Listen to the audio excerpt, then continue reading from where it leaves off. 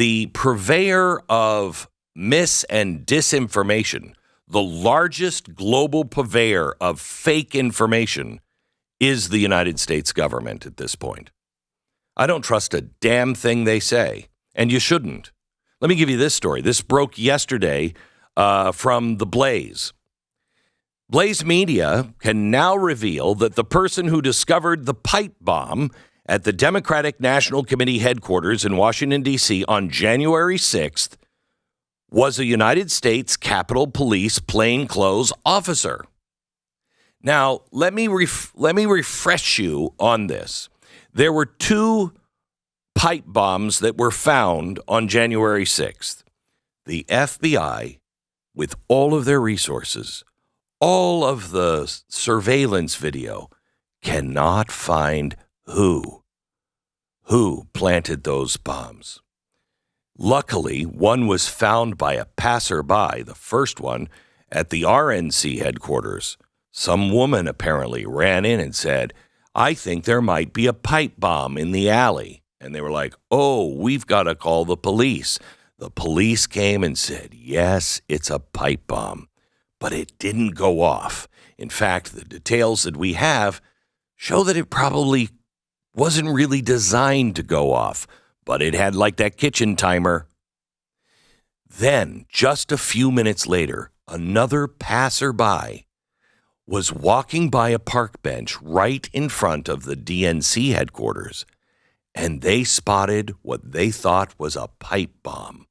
And so they immediately ran in and said, "Hey, I think I found a pipe bomb." And the Secret Service freaked out. They went out, and then they gathered that pipe bomb. They're like, "Look, John, it is a pipe bomb." And the other guy was like, "Tom, that's crazy. I wonder who put that there. Should we get the vice president out?" "No, let's leave her inside." Okay. So far, I've got quite a tale, I'm telling you. Now, let me add something else.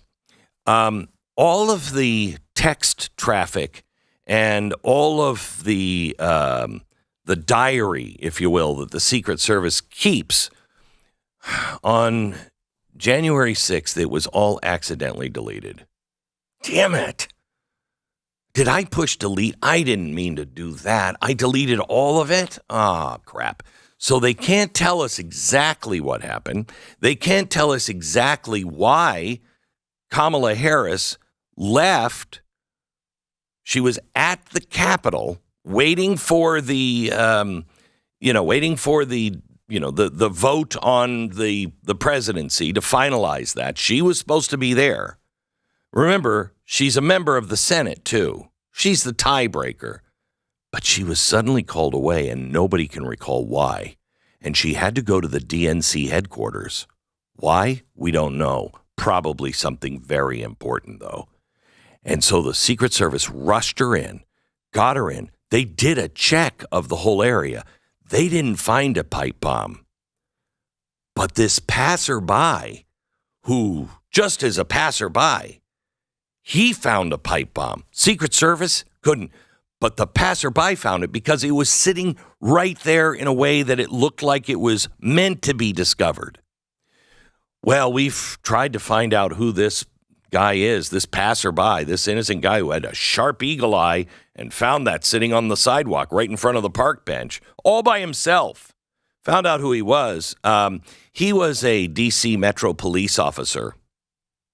Now, why wouldn't the D.C. or Capitol police officer, why wouldn't everyone want you to know that it was a police officer that found that instead of just a passerby? It would lend more credibility, wouldn't it, Stu?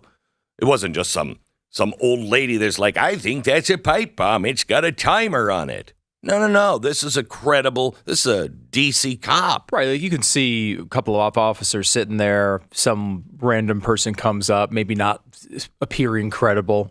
Mm. "Oh, there's a bomb over there." "Oh, okay. All right. Thanks, sir. Appreciate that." But if it's a D.C. or it was Capitol police officer, right? Capitol police officer, plainclothes. Yep. You'd think, okay, well, this person's very credible. We better get the vice president out of here immediately. Right. Now, here's what happened.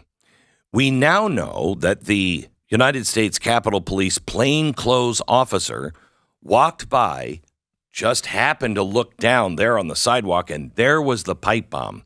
So he walked a full 20 feet to the SUV of the Secret Service. And he knocked on the passenger window and then talked to him for a while, and then casually walked around to the driver's side, and they rolled it down, and they talked some more.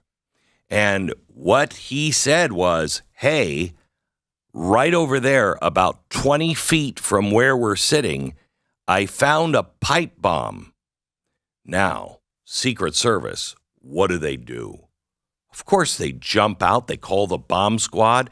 They get one of those little robot things to pick it up so it doesn't go off and kill somebody.